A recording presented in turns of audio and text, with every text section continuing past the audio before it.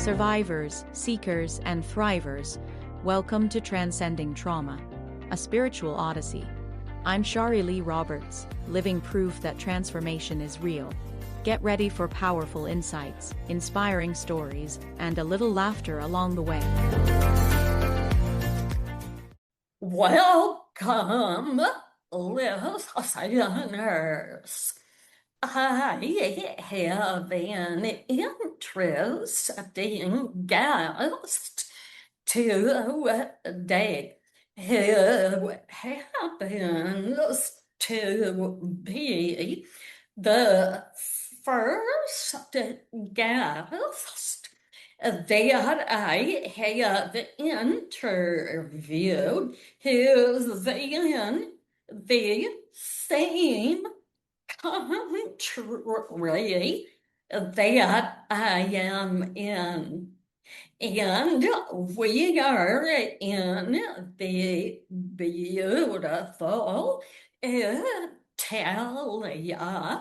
And today I am honored to have Cristiano Colla from Palma. That's right. Yeah, he is the poet, author, spiritualist, and just on a mission to live his highest purpose and to help others do the same. With that said, welcome. Thank you. And oh, go. I was going to thank you for the introduction, and yeah, it's my pleasure to be here and talking to you.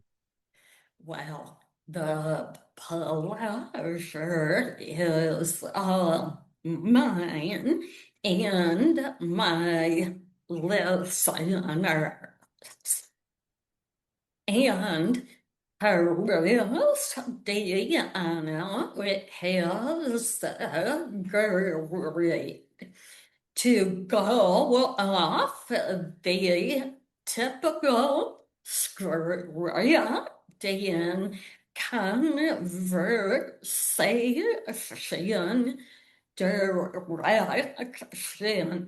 So today we are going to start with a rapid fire question segment and then delve deeper into his answers. Thank you for playing along. I can't think of a better guest to do this with. Are you ready? I am. Yes, let's do it. Okay. Number one. On a scale of 1 to 5, 1 being the worst, 5 being optimal, how do you rate your childhood? A 4. 4. Awesome. Okay, let's talk about ayahuasca. Yes. What drove you to the Peruvian jungle Yeah. to take it. And what was the biggest lesson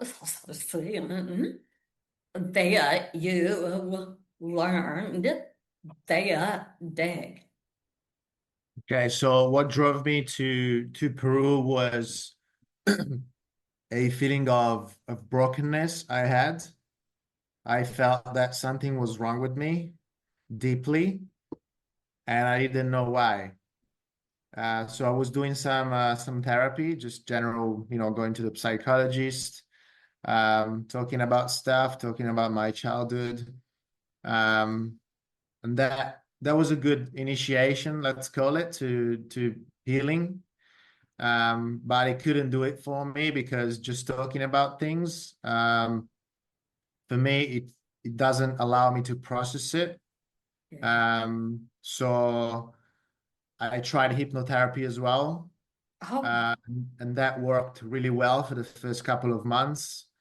But then even that, I fell back in the same um, sabotaging loops, and the same, toxic behavior sometimes towards myself and towards other people's. So I was coming out of a romantic relationship, and that was really triggering for me, being in it and being outside of it. And that was a relationship that helped me grow a lot as a human, as a man as well. So I was reading a book about childhood traumas and the toxicity in the culture nowadays, um, and the experience of the author who went in the jungle himself to work with ayahuasca really inspired me. So I've decided to get in touch with the temple and go through the application process, and I got accepted, and um, that's how I got the decision to go to the jungle in the first place, to really get to the root of my traumas, and not trying to understand them logically, but to feel them somatically. Um, so those were my part of my intentions of going to Peru. what? And that trivia did you learn? What was your biggest aha moment? Yes. So switching from the mindset of victimhood to a mindset of empowerment, for me, it was the biggest factor, the biggest takeaway. Um, and that's because I used to think about the past a lot, and think about what people have done to me, and feeling like a victim. So I would, in a way, give my power away to those people, to those situations, and I would keep repeating those situations in my head relentlessly. Um, so ayahuasca helped me to feel my traumas, and to go through the pain, not to escape from it like I used to do as well. Yeah. Um, and she, I use it, I'll call it as a she because ayahuasca has a feminine energy, so I'll call her a she. Okay. So she helped me break free from that mindset, and taking responsibility for my healing, for my life. So that was the biggest takeaway. Nice. Um, what is a part of your shadow work that came after the ayahuasca experience made the most profound difference for you? Yes. So I started. Are you asking specifically after the ayahuasca experience, or? Yeah. Okay, so the fear of I used to be scared of public speaking, so anything that would signify being in front of a camera pretty much and speaking about myself, my story, or just sharing things. Yeah. And because it would cause my voice to tremble, and I would feel lack of confidence, and I would judge myself and doubt myself. um, so ayahuasca helped me to open up my heart and my throat chakra, and to find my own um, authentic expression. Wow. So it removed the judgment. It removed the self-blame, the guilt, Yeah. and the fear of speaking. Um, and now I'm speaking from a genuine place of sharing with love and with authenticity, and not because I am seeking validation, not because I am Mhm. any more afraid of what people might think of me, because I understand that people can relate to what I'm saying, as I can relate to what other people are saying, within a vulnerable context. So, yes. Well, I can and do relate to that definitely. Um,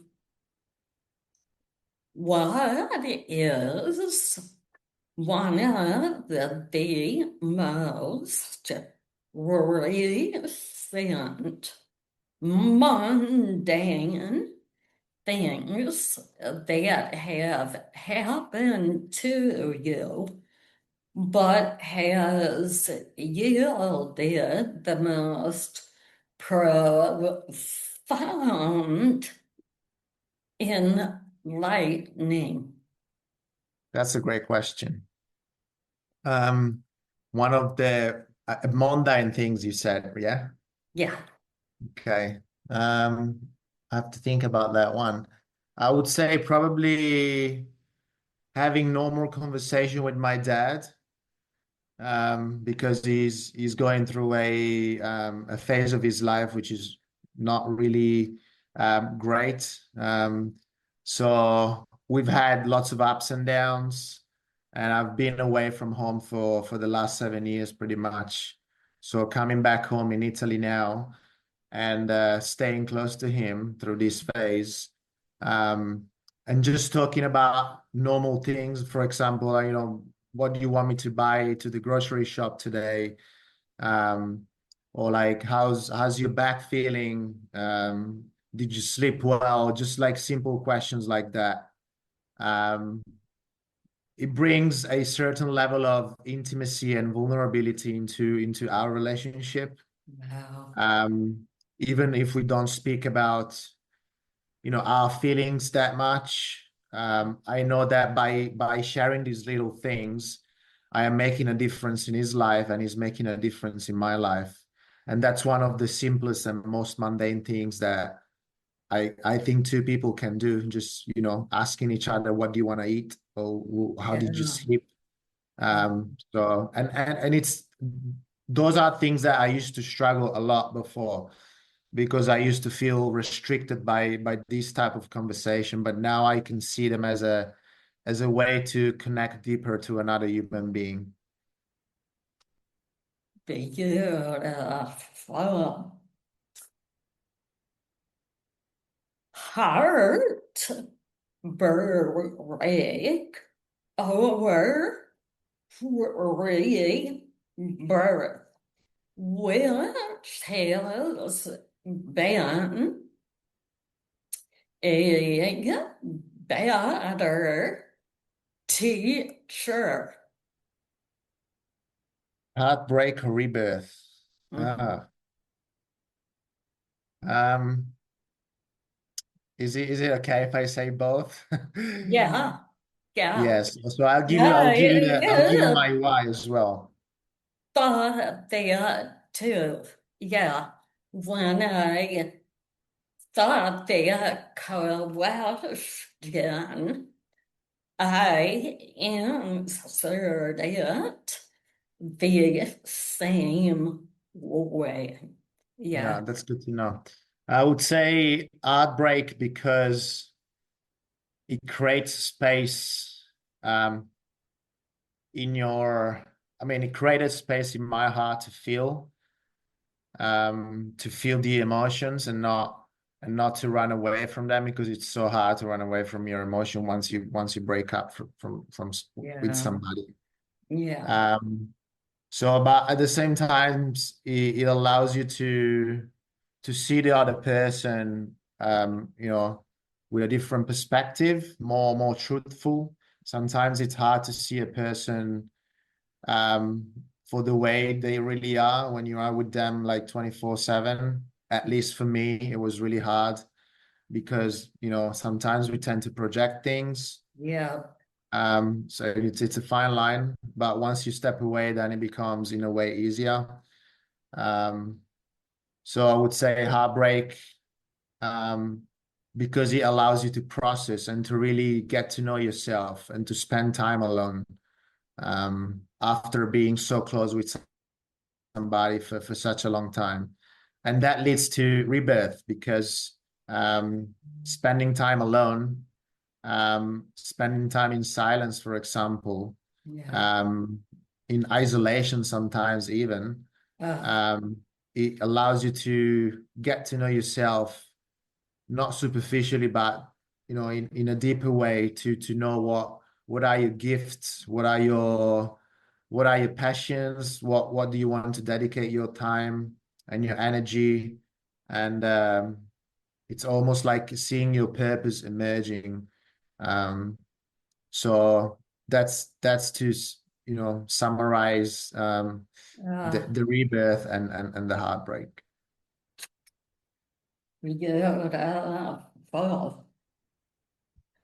What is the one word you'd give someone ready to transform their life? Paradox, Wow. Why? because we are a paradox as human beings, and for me, understanding that, and sometimes I used to be really black and white in the way I would see life and the way I would act. Um, my thoughts, my behaviors, it's either this or that. Yeah. I couldn't see something in between. But now I'm understanding that, our existence, sometimes even our personalities, they are a paradox because, we like white as a color, but we also like black. Yeah. Like we are capable of doing bad, we are capable of loving and doing good to people and to ourselves. We are capable of creating the life we want and destroying the life we hate, and vice versa. So we are capable of all the opposing forces um, that are part of the universe. They are part of our inner God, if you like to call it that way. Yeah. Our wisdom, our intuition. So that's why. Beautifully said. Now, let's delve deeper into some of your answers.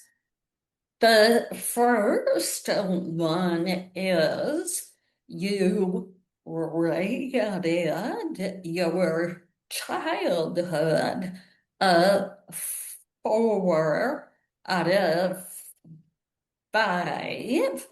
Yeah, you then talked about trauma and please, if you will, share that trauma, your childhood. It sounds like with me too. Your dad was an integral part of the upbringing and trauma. Is that true? Yes, I would say in a way. So my childhood starts before I was born, Oh, uh, because on my mother's side there was some hesitation giving birth to me. Um, but on my dad's side it was completely welcome then and sure. So my dad was sure what he was doing. My mother has some miscarriage twice, oh, whether out of choice or not. So I guess that's a feeling I've always had to accept, to being more wanted on one side than the other. Even though my mother never really uh, made anything, like did anything um to make my life harder or um um to make me miss something. Like yeah, she's always been, you know, physical and presence in my childhood. yeah, um Maybe my dad was a bit more absent, but because he was working, you know, trying to, you know, get an income and all that. But I was really close to both of them. um So I have really good memories from my childhood. That's why I rate it as a 4, because I was just a young kid. I was going out all day playing football with my friends and spending time outdoor. Winter, summer, didn't matter. I was always out. Never played video games. Never missed anything. I was, you know, I had a good school. I had good teammates, good classmates. Um, I was very active as a child. So maybe for my parents, it was a bit hard to catch up with me at times with my energy. yeah. So I think so that's why I have good memories from my childhood. I think the baddest memories, it's from my teenagers years, where I started to, you know, understand how certain family dynamics play out. Um, and that's when I've noticed um, hard energies going around in the house in between my parents. So I think most of my traumas, they come from that phase of my life, also from my, let's say, 10 years old up until 18, 19, when my parents divorced eventually. Um, so I carry lots of I closed up. I was really open as a child. I had lots of friends. I was making friends easily. I had love for everybody. And then after a certain age, I started to close up because of what I used to see in the house, I think.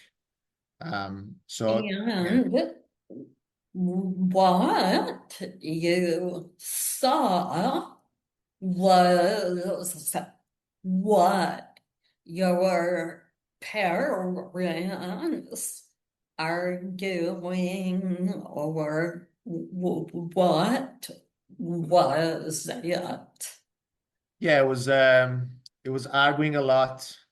It was gaslighting each other, spending lots of time in silence, you know, revenge. Oh, Sometimes, um, sometimes physical, it wasn't abuse, but, physical violence. Well, it Um, is abuse.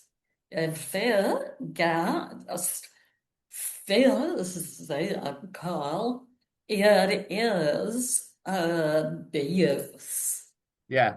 So there's probably a part of me still not accepting that, but yeah, you're right. It is lots of, yeah, emotional and physical abuse towards each other, um, and sometimes towards me. Yeah, It is, they used to say, especially my dad, um, he used to call it, oh yeah, it's part of the culture, and every family used to do that back in the days. That's how education was back in the days. You get two slaps in your face, and you understand that was the type of education I got, yeah, and that he got from his dad or his mother. Um, but that's not an excuse to label it as a cultural thing. no, no. So every time we have that conversation, he's slowly starting to understand how that affected me, how that specific education affected me later in life, and these are all things that I'm integrating now, and that I have to heal. Well, in America, being just American,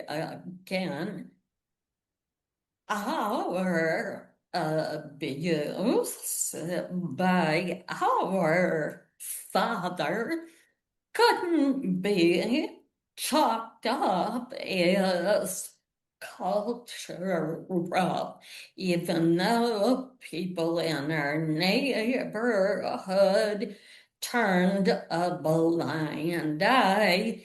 And the day after every episode, would expect us to tell him we love him and it's okay. Nothing happened. And we're just gonna keep on going. Okay, so thank you for sharing that. That's not easy to do. It's You okay. are courageous. So take us then into uh, early adulthood. Your parents divorced, and you were how old? Yeah, my parents divorced when I was 19 years old, and I spent the first 2 years living with my mother, just me and her. And then I eventually moved out with my girlfriend back then. We lived together for 1 year, not even. And then it didn't go well. And then from 2022 to 24, I lived by myself. And I was working, I was playing football semi-professionally, so I was earning good money. I was making a good living. And then at 24, that's when I decided to emigrate to Australia from Italy. So I've decided to leave everything behind because some of those family dynamics, they restricted me. So I wanted to be as far away as possible, because I couldn't see it as fixable at that time. Yeah, And I've also lost the passion for football, soccer in a way. And I wanted to travel, so I rebelled against myself. So I traveled the world. I went to Australia. nice. I circled around the world for the first year and a half. without really knowing what I was doing. I was just like spending money and going countries. Yeah. Then eventually in 2019, I settled in Melbourne, and I started to study fitness. And I started to work in the fitness industry for 4 or 5 years. I was a coach, personal trainer. So I used to train people one-on-one, face-to-face. And that's my Australian story. And then Well, you say that you began, and I am paraphrasing, you began linking your physical appearance to success, so we're happiness. Did I get that right? yes, in a sense, yes, because Okay. I mean, I don't see nothing wrong with training and with trying to look our best. There's absolutely nothing wrong with it. It's healthy. Yeah.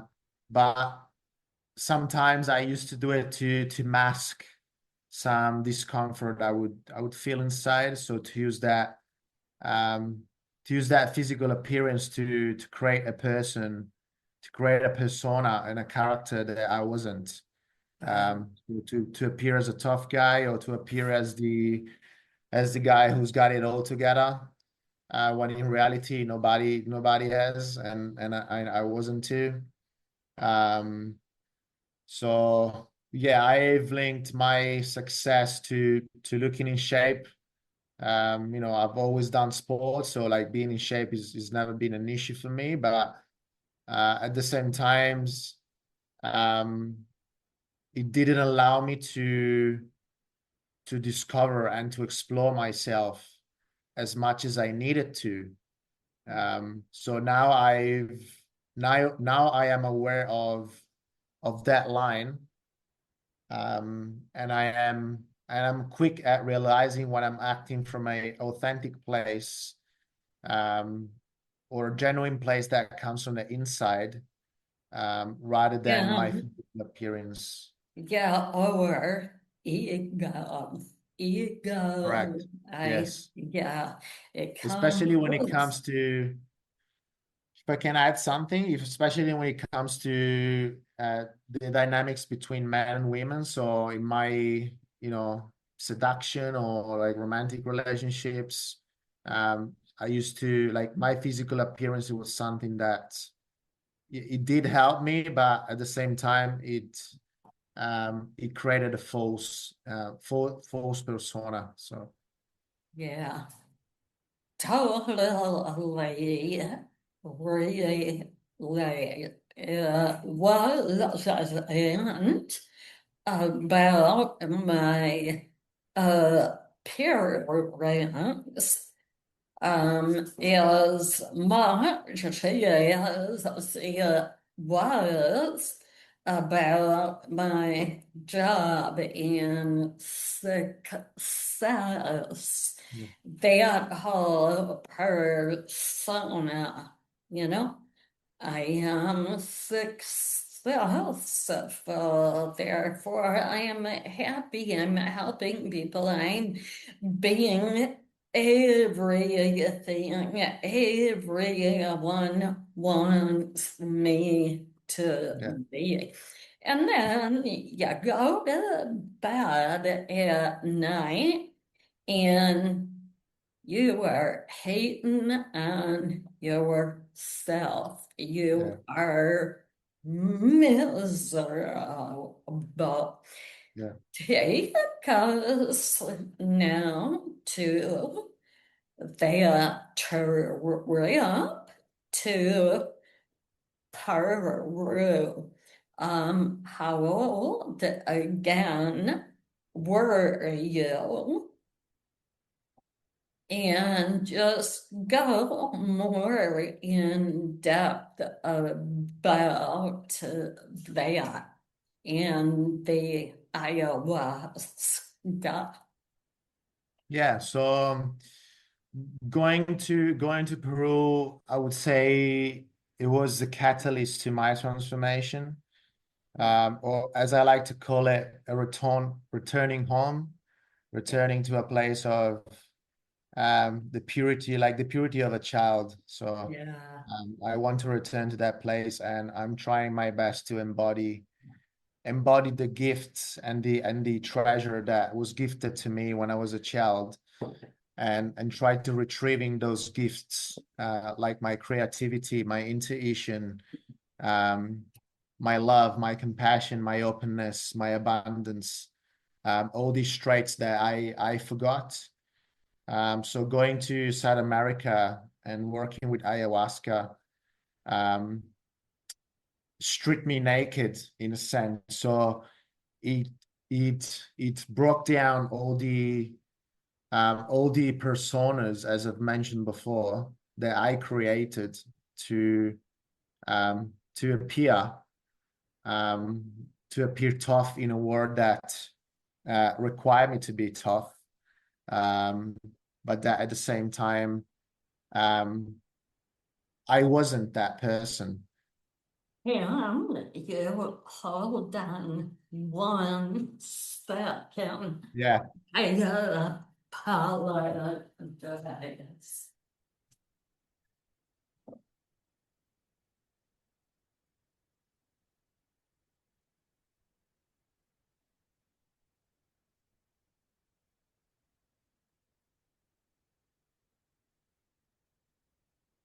Okay. Okay, thank you.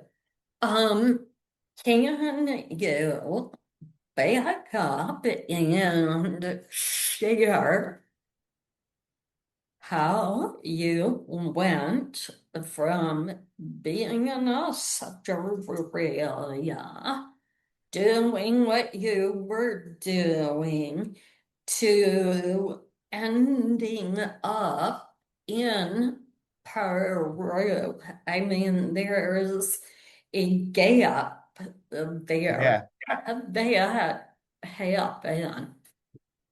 happened. So how did that happen?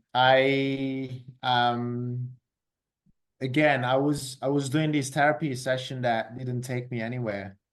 Yeah, Um, and just talking and talking, it would make me feel even more miserable and more broke than I was already. yeah, Because it was wasting money and time in something that wasn't working for me. yeah. And I always like to go deep into what into the matters that uh, attract me, and especially when it comes to knowing myself. I like to go deep, and I wanted to know what's the root of my traumas and how everything happened, and how could I take responsibility for that, and not to make anyone else responsible, because that's something I used to do. All my pain I used to project it onto other people and make other people responsible. So that was hurting myself at first because I didn't have the strength to be responsible for my own emotional pain, and that Yeah. would hurt other people because it was too much pressure for them to hold. So it was just this toxic loop, not healthy loop. Yeah. So making that decision to go into South America, uh, just that by itself, it was the first step towards taking ownership of my life, pretty much. Not just my traumas, just taking ownership of my past, my present, and my future altogether. How did you learn about ayahuasca and the resort that you went to get it? I learned about ayahuasca through the book I was reading. So the book is called The Myth of Normal by Gabor Mate. He's a physician from Canada. He's Uh, written a few books already.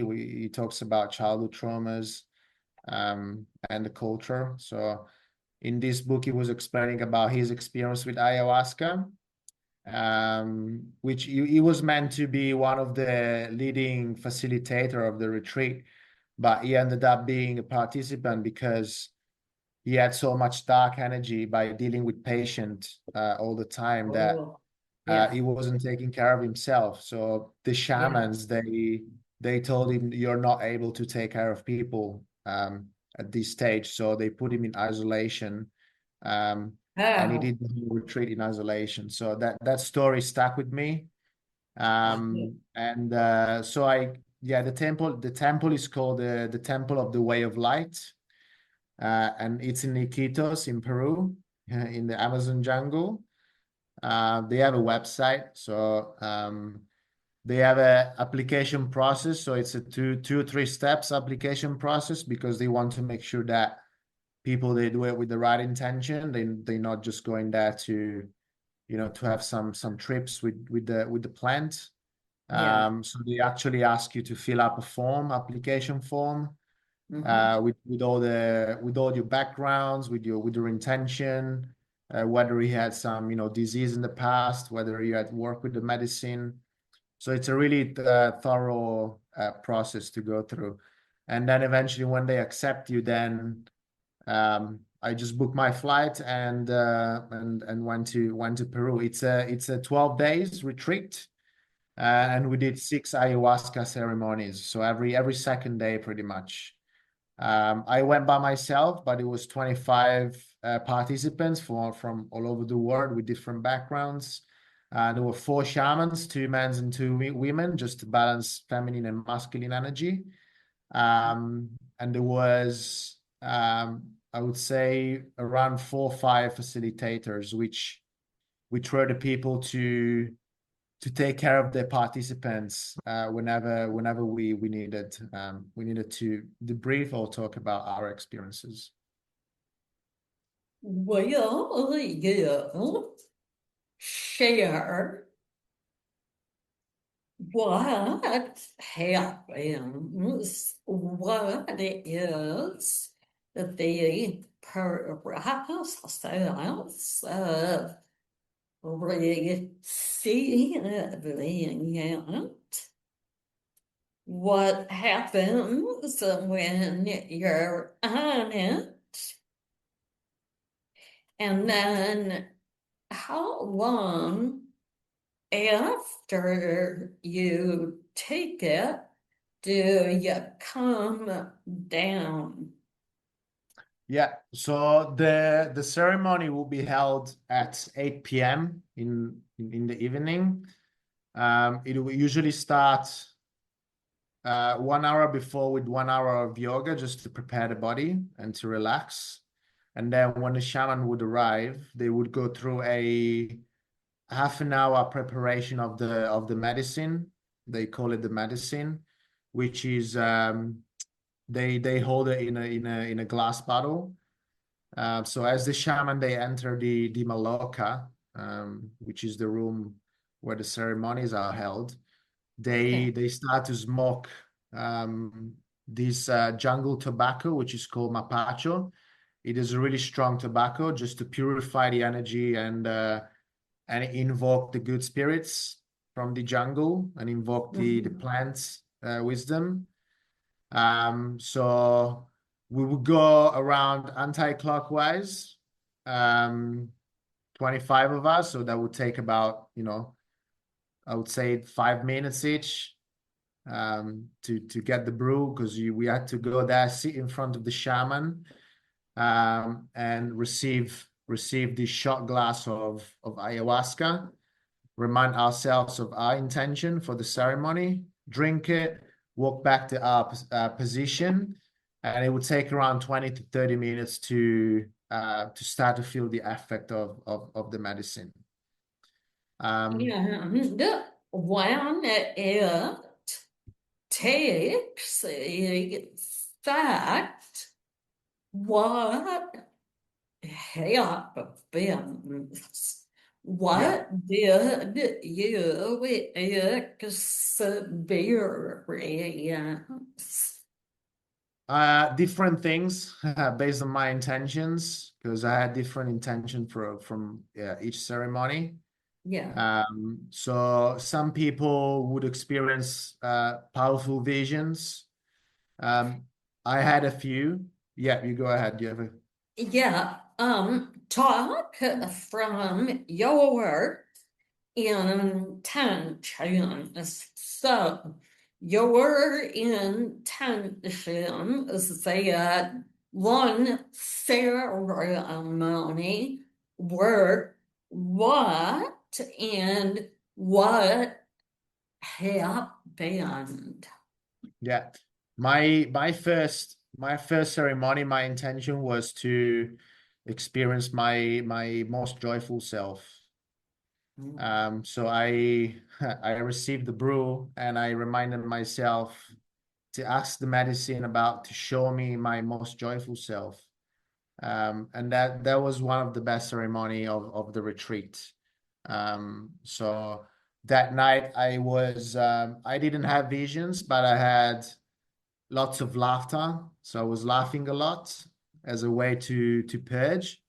Yeah. So in a way, I had um, I felt relieved. My spirit, my soul, from all the time that I suppressed my joy in my childhood or my teenage years, Yeah. because perhaps the Yeah. situation at home with my parents, perhaps uh, um, growing up in a football professional environment. So from such a young age, everything was professional, and there was little fun, little free time left for a child of that age. So I guess subconsciously I was just repressing my most joyful self. So that's a trait I had lost, but I knew it belonged to me. So Yeah. on the very first ceremony, I experienced myself joyfully. Love that.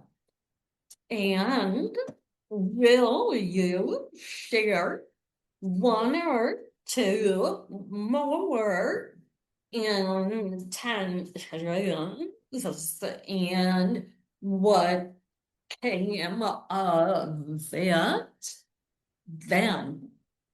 Yeah, towards the end of the retreat, especially the second to last and the last ceremony, um, my intention were revolving around my sexuality. So I wanted to experience my healthiest version of my masculine self. Um, that was the second to last one, and the last one was to experience my feminine self as well, to understand more about my feminine nature and female nature in general, so I could integrate both the masculine and the feminine Wow. um, in my wholeness. And the medicine gave me what I asked for. Luckily, because it's not for granted.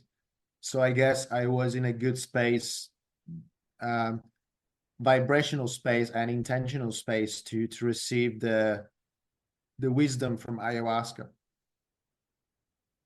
What was that you learned about your masculine and feminine self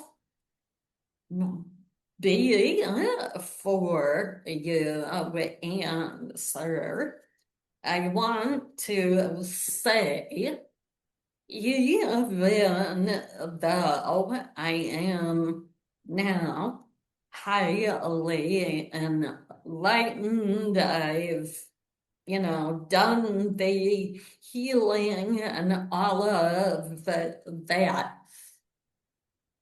I don't think I would ever have thought to ask or to put out the intention that you did right there.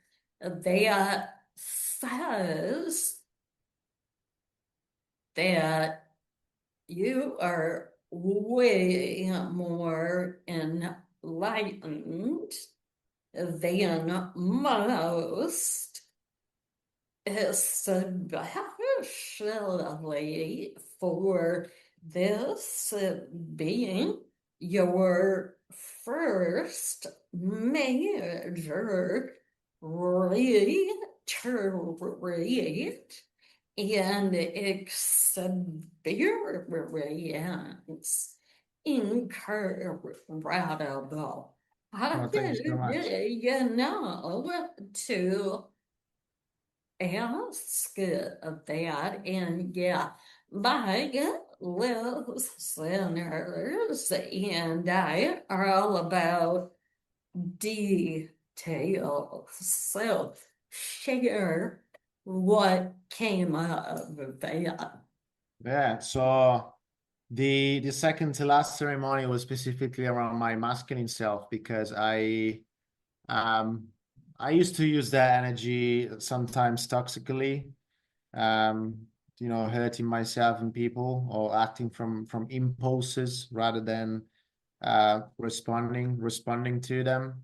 Yeah, Um, so in that ceremony, I understood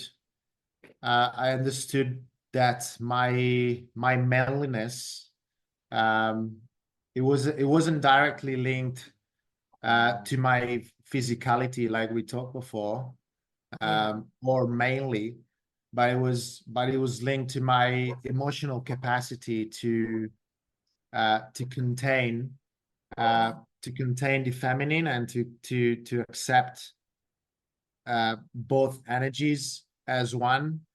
yeah. I've always felt feminine in a way. Like I always felt that feminine energy is paramounting the masculine within myself. But because of societal imprinting and conditioning, um, I guess I was expected to use my masculine Yeah. more, Hmm. to show off, uh, to collect numbers, just for the sake of it, and not because I really wanted to. Yeah. Um, so that's one thing I've learned, that masculinity is not about being the alpha male. It's about being your true self and treating everyone, regardless of their sex, as human beings, and treating women from a human perspective. It was really hard for me, and it was something I struggle with, because again, my cultural imprinting. Yeah. So there was something I had to break through, and I Yeah. can say that I am on my way to break through. So I'm glad I set those intentions and that I experienced that ceremony. Um, but at the same time, within that ceremony, I experienced the power of a healthy masculine. So I I experienced the energy of a cobra snake. So I was a cobra snake in the ceremony. And when the shamans were singing to me, it felt like they were the snake enchanters, and I was a snake. So it was a dance in between me and the shamans, and I was obeying, and I was flowing and I was swaying. So yes, I was obeying, but I was also empowered. So I felt like I could strike at any time like a cobra. I was there swaying. So I Yeah. had this feeling of, that's what masculinity is. It's like having that power, but deciding when to strike, and having the control to hold that power and to Yeah. only use it when it's the right time, not Yeah. because somebody is provoking you, or not because external stimulus, then I have to strike all the time. Yeah. So having that experience and Wow. feeling it in my body, um, it played out as a metaphor in a way, but to me it was a real experience because I felt it in my body, and it wasn't logical at all. So that was something I've learned about my masculinity. And you also talked about learning your feminine side. What did that look like? That was to me is it's all about creativity. So following my creative self, creating from a genuine place of expression and flowing with life, not forcing things. I Yeah. feel that the female nature and the feminine energy is mostly about that, about not forcing things and to let things come to you. Almost like a flower attracting the bee. Um, Oh, that's the way I see the feminine nature in a way. So finding creative ways to attract the right opportunities in life, but not passively. It doesn't mean to be passive. Uh, right. it means to it means to express your best self, or at least trying to at all times, and to have the patience to receive the truth from the universe, by keeping an open heart and by keeping um, faith and hope, and by trusting and surrendering to the unknown. So I see feminine this way. So if I combine this with the controlled power of the snake, of the masculine, then Yeah. it's a perfect combination for wholeness, and that's what I'm trying to embody these days. Wow. I learned a lot right then. I have through our entire conversation, but your description of feminine energy had someone asked me that I I don't think I would have said that. That is so powerful and enlightening, deep. I love it. Okay, so I have gone over our time and I It's okay. My apologize. pleasure.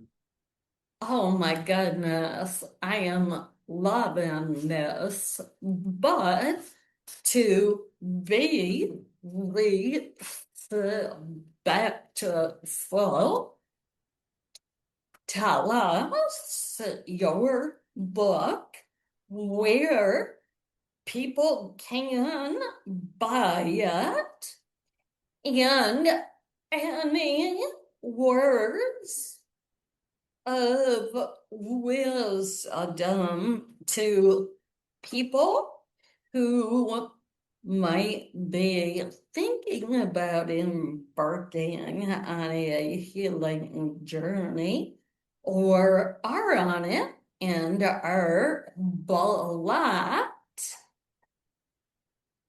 What do you say to them? Okay, so let's start with my book. So my book isn't published yet. So I am finished the second draft of the manuscript now. Okay. And I am planning to publish it hopefully within November. So another couple of months, let's say 2, 3 months. Nice. I've been working on that for quite some time. So Yeah. my book is called Awakened by the Forest, which is a memoir of ayahuasca and inner evolution, where I share in more details my ayahuasca experience and how that links with my childhood traumas and how it is reshaping the way I perceive my life and existence in general. Yeah. Um, so yes, hopefully in November. To the people that are thinking of embarking on a healing journey, whether through ayahuasca or other healing methods, I would like to share a quote, which is one of my favorite quotes, and it goes like this: "The problem is not the problem. The problem is your attitude about the problem." Wow. And that's a quote that supported me in a depressive time of my life a few Yeah. years ago. And reflecting on that quote gave me new perspective on life and Wow. fresh start. Yeah. So I like this quote because it's people can interpret it as they wish, and it has a different meaning from everybody. But to those people that are on the edge of um, beginning a healing journey, I would say to start small. Um, that you're in the right place. That you don't have to force anything. Um, Talk with people that you trust. Talk with professionals. Yeah. You're not alone. Um, so those are my words of wisdom. And be gentle with yourself. Yeah. Nobody has it figured out. Yeah. Even those that they seem, always happy and always cheerful, they are going through things themselves. Wow. And we are all relatable as human beings. So it is a journey, not a sprint. Um, so things will flow to you at the right time. That is perfectly said. I'll just add or kind of build on what you said. The healing journey is hard. It is not for the faint of heart. So, as I know, and Cristiano knows, and all others who have embarked on it, you need to be with people and a support system to help you get to where you want to be. To try to do it alone is futile. You won't do it. You can't do it.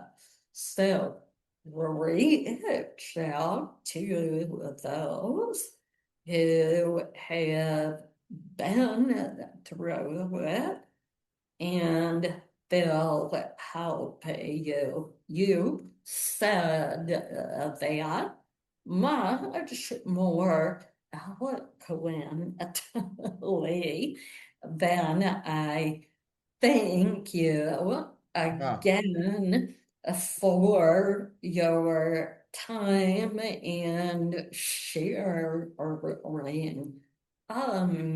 amazing. Can't wait to drop this episode. Any final thoughts? No, I just wanted to thank you so much because you've been such a great host and you're a wonderful Uh, person. no, And go thank you for on. being patient when I couldn't understand your question. I really No, appreciate that. And no. I really liked every single question that you asked me, and I am grateful that I've talked to you because by you asking me a question, even some things that I didn't have the time to ask myself previously, you encouraged me to open up even more. So for that, and to know more about myself as I was speaking.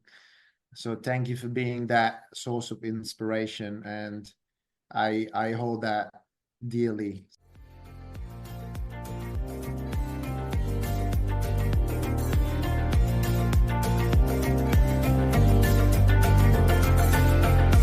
Thanks for listening to this episode of Transcending Trauma, the Spiritual Odyssey. If you're working to overcome trauma and would like to work with me or be a guest on my show, contact me through my website at shariroberts.org. Please hit the follow button to make sure you don't miss any episodes. I'd love to connect with you on LinkedIn at Shari Roberts. You can find all the links in the show notes. I'd love to hear from you. I'm Shari Roberts, your host, reminding you that you're never alone. Until next time, sending you love and light.